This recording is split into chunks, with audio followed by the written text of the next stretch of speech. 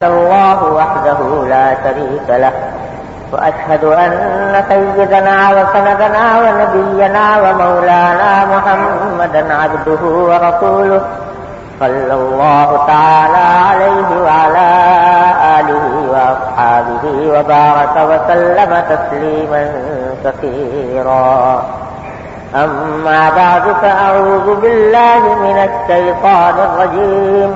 بسم الله الرحمن الرحيم. والفجر وليال عشر والشفع والوتر والليل إذا يسر هل في ذلك قسم لذي حجر. آمنت بالله صدق الله مولانا العظيم وصدق رسوله النبي الكريم ونحن على ذلك من الشاهدين والشاكرين والحمد لله رب العالمين.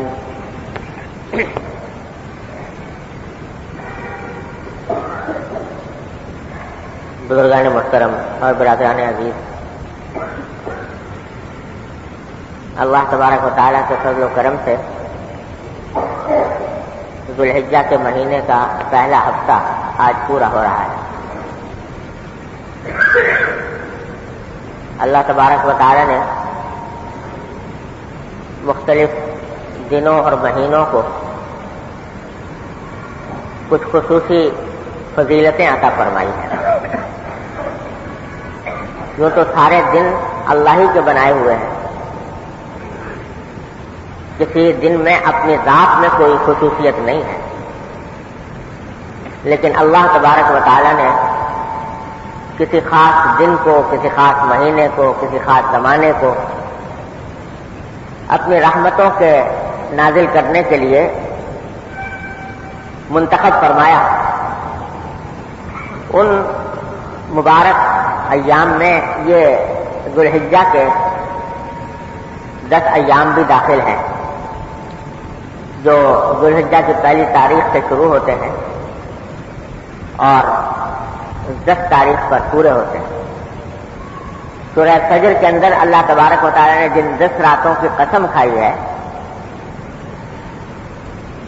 ان سے مراد اکثر علماء کے نزدیک، اکثر مفسرین کے نزدیک یہی 10 راتیں ہیں. اور ایک حدیث میں رسول کریم صلی اللہ علیہ وسلم نے یہ ارشاد فرمایا کہ رمضان کے بعد پورے سال میں کوئی بھی دن ایسے نہیں ہیں جن میں اللہ تبارک و تعالیٰ کو اپنی عبادت اتنی زیادہ محبوب ہو جتنی ان دنوں میں، ان 10 دنوں میں.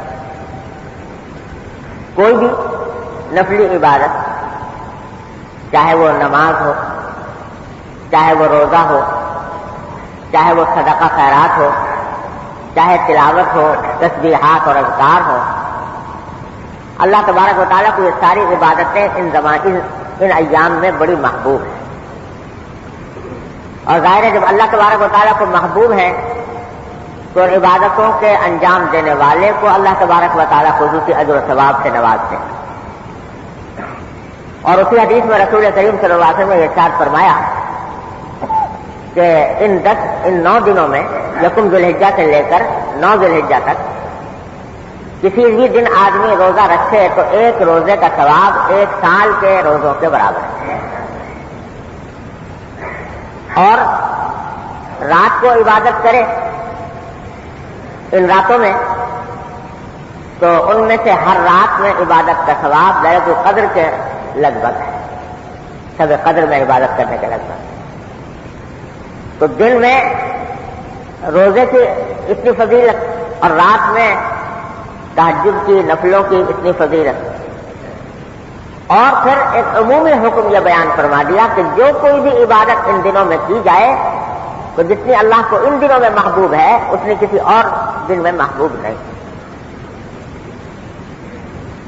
اور حقیقت میں اگر دیکھو تو یہ ایک سلسلہ چلا آ رہا ہے مبارک دنوں کا، جس کا آغاز ہوا تھا رمضان المبارک سے اور اس کا اختتام ہوتا ہے ذو الحجہ پر. رمضان المبارک پورا مہینہ عبادت کا مہینہ. شوال آیا تو یکم شوال ہی سے حج کے مہینے شروع ہو جاتے ہیں. قرآن کریم میں فرمایا الحج اشہر معلومات، تو شوال سے حج کا مہینہ شروع ہوتا ہے، اور ان میں بیچ میں ذوالقعدہ آیا اور پھر ذوالحجہ۔ اس ذوالحجہ میں جو خاص عبادتیں اللہ تبارک و تعالیٰ نے مشروع فرمائی وہ ایسی ہیں عام طور پر کہ جو عام دنوں میں انجام نہیں دی جاتی، انہی دنوں میں انجام دی جاتی۔ ایک عبادت مثلا ایک سب سے پہلا حکم جو دیا گیا ہے وہ یہ کہ ذوالحجہ کا چاند دیکھنے کے بعد اگر کسی شخص کو قربانی کرنی ہو تو ذوالحجہ کا چاند دیکھنے کے بعد اپنے بال نہ کاٹے جب تک قربانی نہ کرے۔ یہ ایک حکم حدیث میں رسول کریم صلی اللہ علیہ وسلم نے دیا۔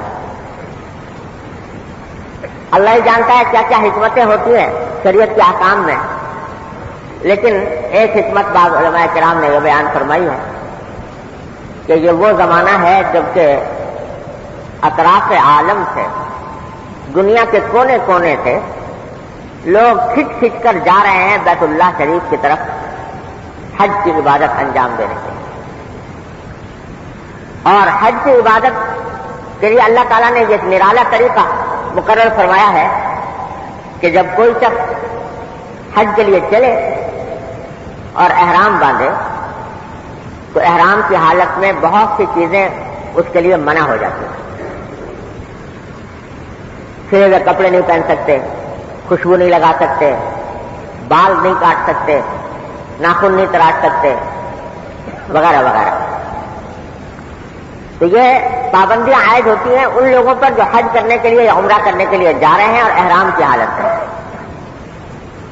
ہم اور آپ یہاں ہیں اور ہم حج کی سعادت سے یا عمرے کی سعادت سے فیضیاب نہیں ہو پائے تو اللہ تبارک و تعالیٰ نے ایک چھوٹی سی چیز میں ان کے ساتھ مشابہت پیدا کر دی کہ میرے وہ بندے جو میرے گھر کا طواف کرنے کے لیے اور حج کرنے کے لیے جا رہے ہیں، انہوں نے حالت احرام میں ہیں، ان کے اوپر بال کاٹنا ان کے لیے جائز نہیں ہے۔ تو اے میرے وہ بندو جو وہاں نہیں جا سکے کسی بھی وجہ سے، تمہیں وہاں کی رحمتوں سے محروم نہیں کیا جائے گا۔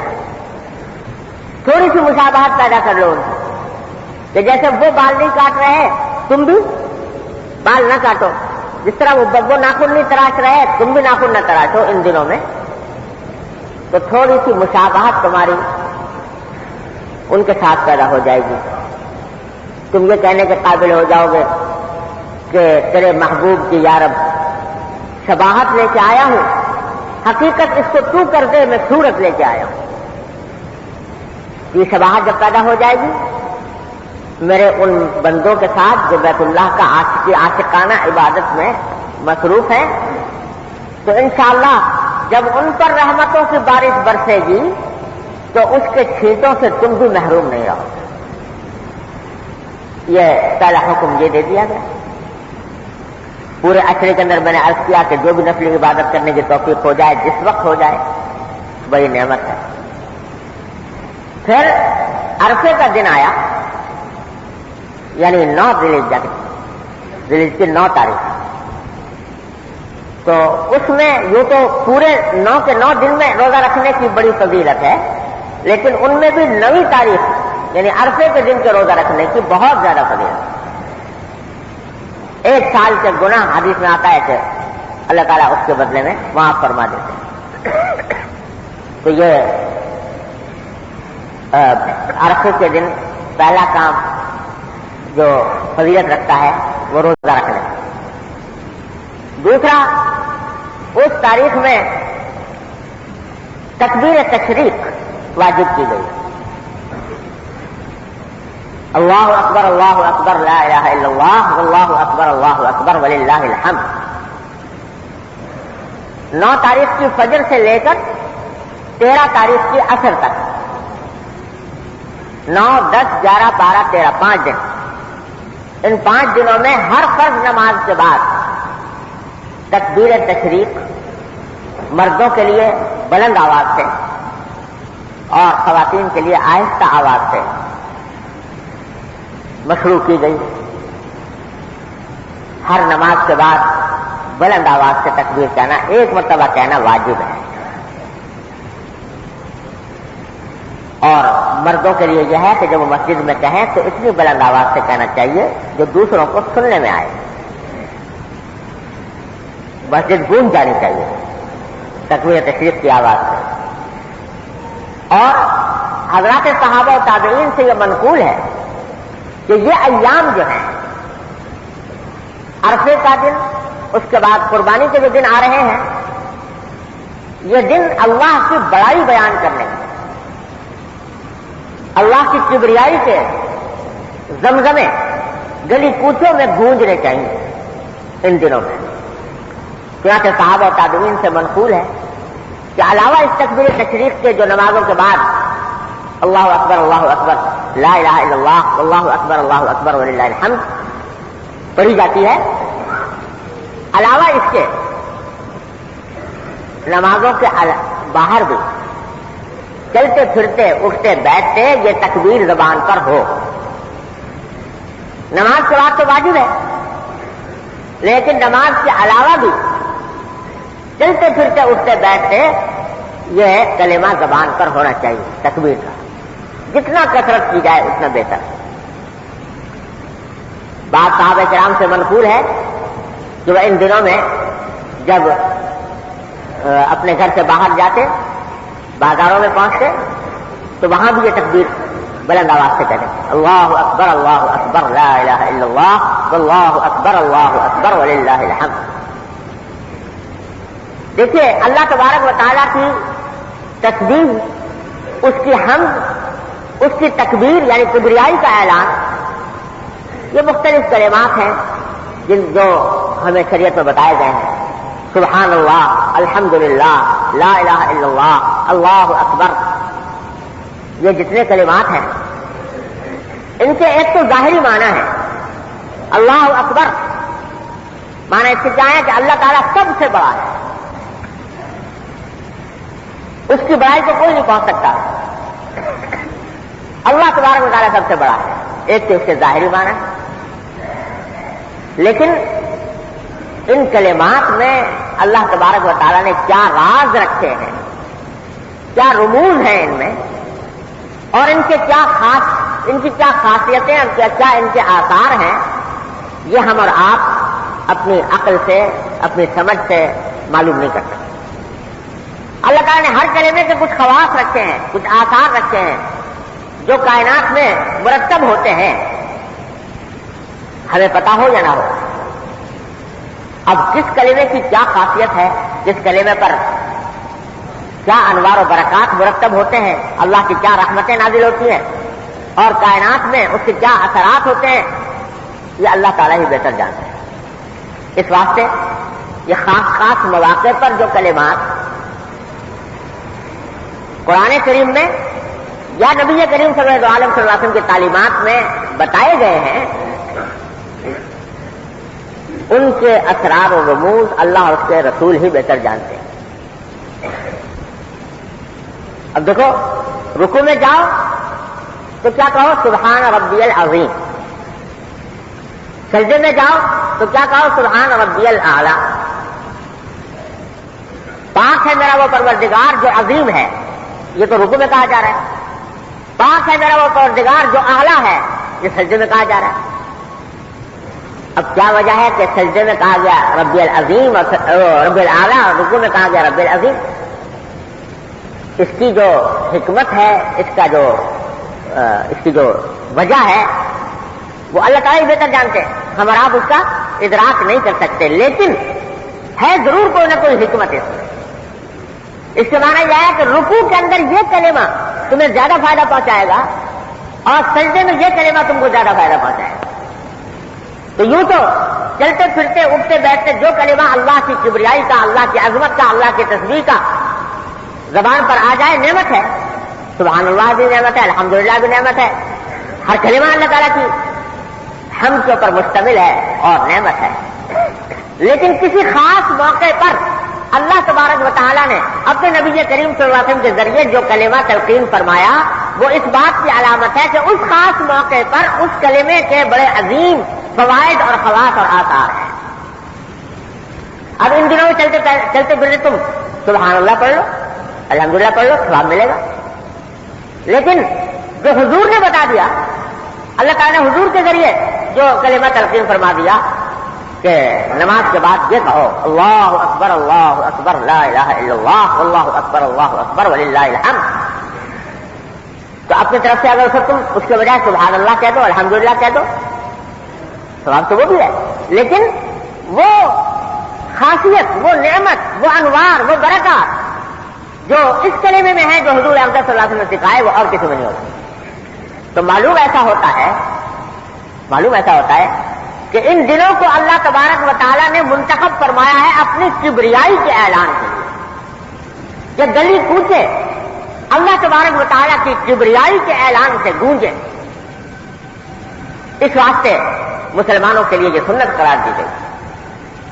نمازوں کے بعد تکبیر تشریق واجب، اور بھی چلتے پھرتے اٹھتے بیٹھتے یہ کلمہ زبان پر رہے، جیسا کہ صحابہ و تابعین سے منقول ہے کہ وہ ان دنوں میں جب باہر نکلتے تو یہ کلمہ زبان پر ہوا کرتا اللہ اکبر لا الہ الا اللہ واللہ اکبر وللہ الحمد. تو اس واسطے مسلمانوں کی بستیوں میں یہ اس کا اہتمام اب ختم ہو رہا ہے. کوئی وقت تھا اور بعض علاقوں میں اب بھی ہے کہ آپ سعودی عرب میں جائیں ان دنوں میں تو حاجی تو لبیک اللہم لبیک کا کلمہ ان کے زبان پر ہوتا ہے. غیر حاجیوں کے بھی یہ آوازیں سنائی دیتی ہیں اللہ اکبر لا الہ الا اللہ واللہ اکبر وللہ الحمد. پہلے ہماری بستیوں میں بھی ایسا ہوا کرتا تھا، لیکن اب یہ سنت تقریباً ختم ہو رہی ہے. اب تکبیر تشریقی کہہ لیں تو غنیمت، تکبیر تشریقی مری ہوئی آواز سے جہر کیے بغیر لوگ کسی نے پڑھ لی کسی نے نہیں پڑھ لی. لیکن چلتے پھرتے اٹھتے بیٹھتے یہ کلمہ اللہ اکبر لا الہ الا اللہ اللہ اکبر وللہ الحمد، اس کا رواج ہمارے معاشرے میں تقریباً نہ ہونے کے برابر ہونا چاہیے. اور حدیث میں آتا ہے کہ جو کوئی شخص کسی ایسی سنت کو زندہ کرے جو میرے بعد مردہ ہو گئی ہو تو اللہ تبارک و تعالیٰ اس کو 100 شہیدوں کا اجر عطا کرتا ہے. اس کو زندہ کرنے کی ضرورت ہے. ان دنوں میں یہ تکبیر کے ایام ہے، تکبیر چلتے پھرتے زبان پر ہو، آہستہ آواز سے ہو کوئی بات نہیں، بلند آواز سے ہو تو بھی کوئی بات نہیں. اور خاص طور سے عید الاضحیٰ کی نماز کے لیے جاتے ہوئے یہ کلمہ بلند آواز سے کہنا سنت ہے. جب آدمی عید الاضحیٰ کی نماز کو جا رہا ہو تو زبان پر یہ کلمہ ہونا چاہیے اور بلند آواز سے ہونا چاہیے اللہ اکبر لا الہ الا اللہ واللہ اکبر وللہ الحمد. عرفے کے بعد پھر 3 دن اللہ نے رکھے ہیں قربانی. عید الاضحیٰ کی نماز ہے اور اس کے بعد 3 دن قربانی کے ہیں. سارے سال یہ قربانی کہیں مشروع نہیں، عبادت نہیں. یہ قربانی کی عبادت انہی 3 دنوں کے ساتھ ساتھ. عام دنوں میں اگر قربانی کرنا چاہیں آپ نفل قربانی نہیں ہو سکتی. یہ لوگ صدقہ ودقہ کرتے ہیں کہ بکرا تو وہ قربانی نہیں ہوتی، وہ تو بکرا ذبح کیا مثلا اس کا گوشت تقسیم کر دیا، گوشت کا صدقہ ہوتا ہے، قربانی نہیں ہوتی. قربانی انہی دنوں میں. قربانی کا کیا معنی؟ قربانی کا معنی گوشت کا صدقہ مراد نہیں ہے. قربانی سے قربانی کا مطلب ہوتا ہے کہ جب اللہ کے نام پر کسی جانور کے گلے پر چھری پھیر دی گئی، اس کو ذبح کر دیا گیا اللہ کے نام پر، اللہ کے حکم کی تعمیل میں، بس قربانی کی عبادت حاصل ہو گئی، قربانی کی عبادت پوری ہو گئی. اب اس کے بعد جو گوشت ہے وہ گوشت چاہو صدقہ کرو، چاہو خود کھاؤ، چاہو اپنے اعزاء اقربا کو، دوست احباب کو دو. ہاں بیچ نہیں سکتے اس کو، لیکن اور جس طرح چاہو استعمال کر سکتے ہو. عبادت ہو گئی ادا جس وقت کے گلے پر چھری پھر گئی. بس یہ قربانی ہے. یہ قربانی کی عبادت اور کسی دن میں مشروع نہیں. اور بتلانا در حقیقت یہ ہے کہ کوئی عمل اپنی ذات میں کوئی حیثیت نہیں رکھتا. جب اللہ تبارک و تعالیٰ فرما دے کہ میں اس سے راضی ہوں گا، یہ کام کرو، تو وہ اجر و ثواب ہے. اور جب نہ فرمائے تو اس میں کوئی اجر و ثواب نہیں. یہی گلے پر چھری پھیرنے کا عمل آج کر لو، کوئی عبادت نہیں ہے، کوئی اجر و ثواب نہیں، ایک مباح کام ہے. لیکن آج اس کو عبادت قرار دیا جاتا ہے. ان 3 دنوں میں کرو گے تو عبادت ہوگی. کیوں؟ اس لیے کہ اللہ نے فرما دیا کہ ان 3 دنوں میں یہ میرے نزدیک عبادت ہے. اور یہاں فرما دیا کہ ان 3 دنوں میں کوئی عمل، نفلی عمل، اللہ تبارک و تعالیٰ کو اتنا محبوب نہیں جتنا خون بہانے کا. اس وقت ہو گیا، اس وقت وہ عبادت ہو گئی، اس وقت اس کے اوپر اجر و ثواب ہو گیا. لیکن آج کر لو تو نہیں. تو یہ دکھایا جا رہا ہے کہ کسی بھی عمل کو اپنی ذات میں مقصود سمجھنا، یا کسی عمل کو اپنی ذات میں عبادت سمجھنا، یہ غلط ہے. اصل بات ہمارے حکم کی اتباع ہے، کیونکہ وہ عبادت ہے. جب نہیں دیا تو عبادت ختم ہو گئی، عبادت نہیں. تو یہ قربانی اس طرح ان 3 دنوں میں رکھی گئی ہے اور ہر صاحب استطاعت مسلمان کے اوپر واجب ہے. جو بھی صاحب نصاب ہو، جو شخص، اس کے ذمہ میں قربانی واجب ہے. اور اس میں یہ بات ذہن میں رکھنی چاہیے، بسا اوقات اس میں مغالطہ ہوتا ہے لوگوں کو، کہ ہر آدمی کی عبادت اپنے حیثیت سے ہوتی ہے. اگر وہ آدمی صاحب نصاب ہے تو اس پر قربانی ہے، واجب ہے. اس کی بیوی صاحب نصاب ہے تو اس کے اوپر الگ قربانی واجب ہے. بالغ اولاد صاحب نصاب ہے تو بالغ اولاد کے اوپر الگ ہے. لیکن اگر ایک آدمی خود تو صاحب نصاب ہے، بیوی صاحب نصاب نہیں ہے، تو اس پر واجب ہے، بیوی پر واجب نہیں. ایک آدمی خود صاحب نصاب ہے، اس کی اولاد صاحب نصاب نہیں ہے، اس پر واجب نہیں. تو یہ ہر ایک کے اوپر الگ اپنی حالت کی حیثیت سے ہوتی ہے. اور جب ہر ایک کے اوپر ہوتی ہے تو اصل ذمہ داری اس شخص کی ہے جس پر قربانی واجب ہے. اگر فرض کرو بیوی پر بھی واجب ہے، شوہر پر بھی واجب ہے، تو اصل ذمہ داری شوہر پر بھی ہے اپنی قربانی کرنے کی، اور بیوی پر ہے اپنی قربانی کرنے کی. ہاں البتہ اگر بیوی اجازت دے دے شوہر کو کہ بھائی میری طرف سے آپ کر دو، اور شوہر خوش دلی سے راضی ہو جائے، اس کی طرف سے کر دے، تو ٹھیک ہے، ہو جائے گی. لیکن یہ سمجھنا درست نہیں ہے کہ بیوی شوہر کی قربانی کرنے سے بیوی کی بھی ہو گئی. یہ بات لوگ یہ سمجھتے ہیں، ایسا نہیں. اس واسطے ہر آدمی کو اپنے حالات کا جائزہ لے کر دیکھنا چاہیے کہ صاحب نصاب میں ہوں گے نہیں. صاحب نصاب کا مطلب یہ ہے کہ اس کے پاس آج کل کے حساب سے تقریباً 52.5 تولہ چاندی، تقریباً 6-7 ہزار روپے کی قیمت بنتی ہے. اگر اتنے پیسے یا ضرورت سے زائد سامان اس کے پاس ہے جو اپنی روزمرہ کی ضروریات سے فاضل ہے، بچا ہوا ہے، تو اس پر قربانی واجب.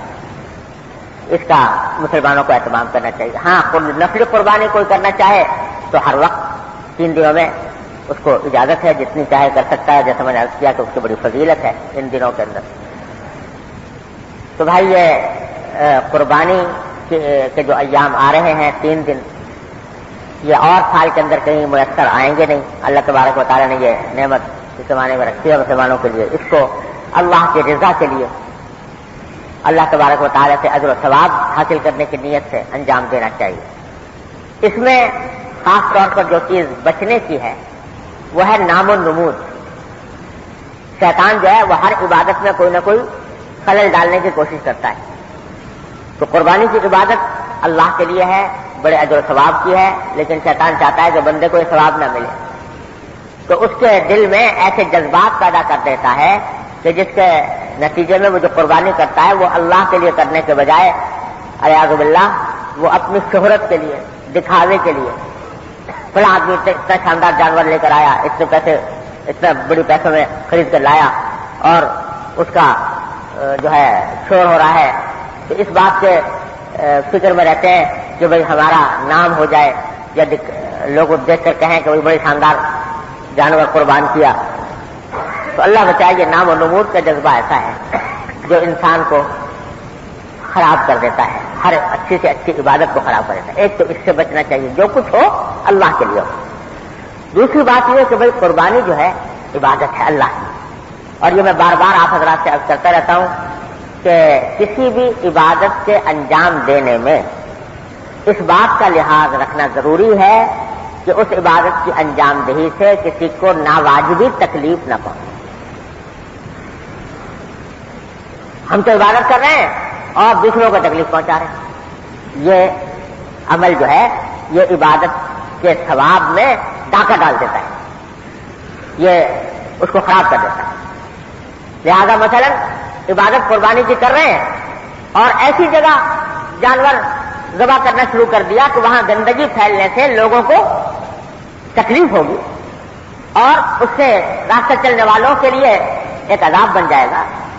گندگی پھیل کر بدبو پھیلے گی, آس پاس کے لوگوں کو رہنے والوں کو تکلیف ہوگی. یہ عمل جو ہے وہ اس عبادت کے ثواب کو اللہ بچائے کہیں غارت نہ کر دے.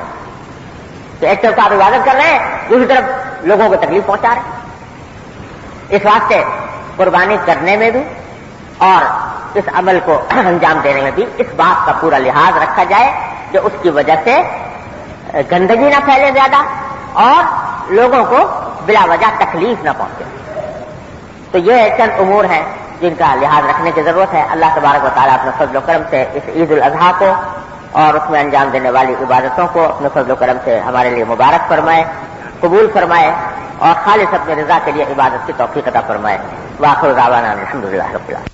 ہم میں بھی کھڑی رہیں اور روزے بھی رکھے, زکات بھی دی, حج بھی کیے, اللہ کے راستے میں خرچ بھی کیا, تو کیا اس کا کوئی اجر نہیں؟ اللہ تعالیٰ اپنا نور ان پر ڈالیں گے تو یہ مستزاد ہوگا حوروں پر. اس لیے ان عورتوں کا حسن و جمال بہت زیادہ ہوگا حوروں سے. ہمارے حضرت والا نے ہندوستان میں الہ آباد میں ایک جگہ بیان کیا اور اس میں عورتوں ہی کے حقوق کے سلسلے کا بیان ہوا. ایک عالم دین کے گھر پر بیان ہوا,